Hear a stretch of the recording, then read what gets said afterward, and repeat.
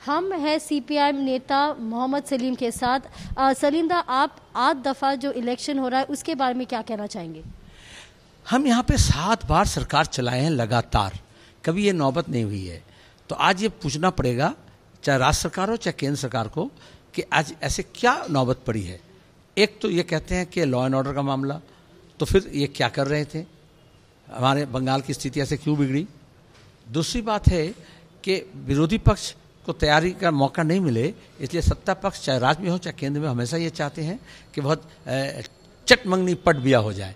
लेकिन हम तैयार हैं। 28 फरवरी को हमारा रैली, आप जानते हैं, पहला चुनावी रैली और मुकम्मल तौर पर होगा।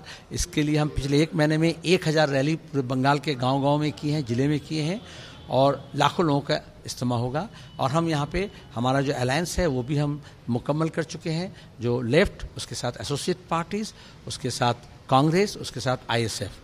तो हम पूरे तरीके से तैयार हैं। लेकिन 1 महीना मई का पूरा पड़ा हुआ था चुनाव को संपूर्ण करने का, इसलिए इतने हड़बड़ी में अगर 8 चरण चुनाव करना था तो थोड़ा आप समय दे सकते थे, क्योंकि इस मंडे से ही नॉमिनेशन का दाखिल करना पड़ा शुरू हो जाएगा, तो ये कैसे होगा। हम यानी कोई दिक्कत नहीं है। तीसरी बात यह है कि ये इसलिए किया जा रहा है, बहाना तो लॉ एंड ऑर्डर का है दोनों की तरफ से, लेकिन हकीकत में ये है कि चूंकि एम्प्लॉयमेंट हो नहीं रहा है, रिक्रूटमेंट हो नहीं रहा है, तो जो पोलिंग स्टाफ है उसकी संख्या बहुत कम है।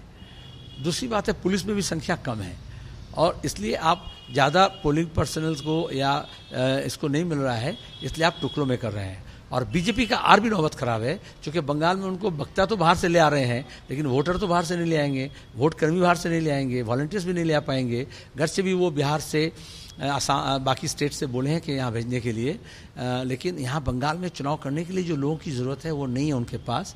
इसलिए वो 8 फेज में इसलिए करना चाह रहे हैं कि किसी किसी को 4 बार 5 बार घुमा घुमा करके वो इस्तेमाल कर पाएँ। लेकिन के बारे में आप क्या कहना चाहेंगे कि कई डिस्ट्रिक्ट्स है जहां पे 2 भागों में चुनाव होगा? ये भी और एक खतरनाक मामला है। मैं इसलिए कहा कि वो इलेक्शन के लिए या स्टाफ के लिए नहीं है, वो बीजेपी के कार्यकर्ता जो है कम है, तो एक जिले में चुनाव करने के लिए जितने लोगों की ज़रूरत है उससे वो आधा से काम चलाना चाहते हैं। इसलिए कभी कभी पूजा के टाइम में ऐसा होता है, डेकोरेटर का बांस कहाँ, आधा यहाँ लगाते आधा वहाँ लगाते हैं, और दोनों जगह वो काम कर लेते हैं।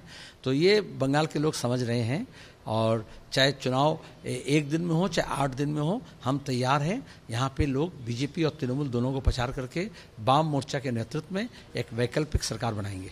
और वाम और कांग्रेस का जो अलायंस है, ये अलायंस को आप कैसे देखते हैं, क्योंकि बीजेपी और तृणमूल कांग्रेस ये काफ़ी स्ट्रांग फोर्सेस है यहाँ पे? नहीं, ये बिल्कुल गलत है। वो 2018-19 में थे, 2020 में ये लद गया टाइम।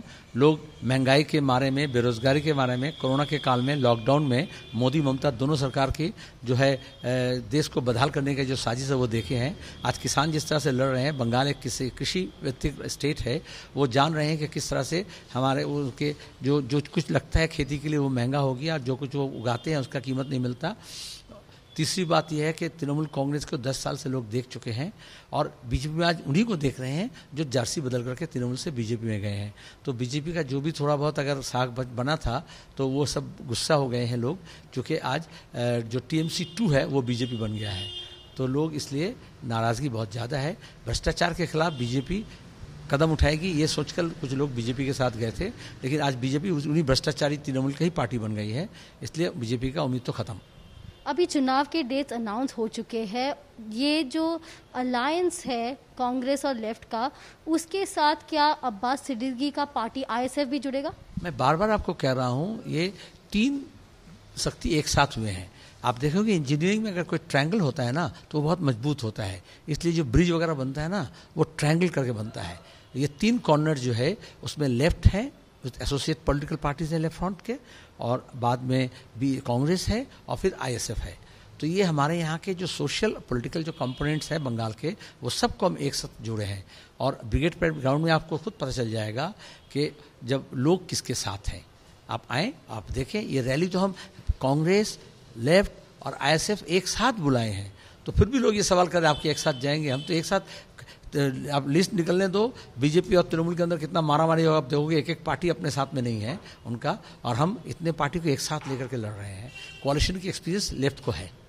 एक आखिरी सवाल, चुनाव आयोग ने कहा है कि बंगाल में 2 पुलिस ऑब्जर्वर्स रहेंगे, ये पहले कभी नहीं हुआ है और इस बार चुनाव 8 दफा में होगा। तो ये सब को देख के आपका क्या कहना है? ऑब्जर्वर 2 रखें या 220 रखें, दिक्कत यह है कि काम क्या कर रहे हैं। चुनाव आयोग घोषणा बहुत करते हैं, लेकिन चुनाव के दिन हम देख लेते हैं ये सब सोते रहते हैं।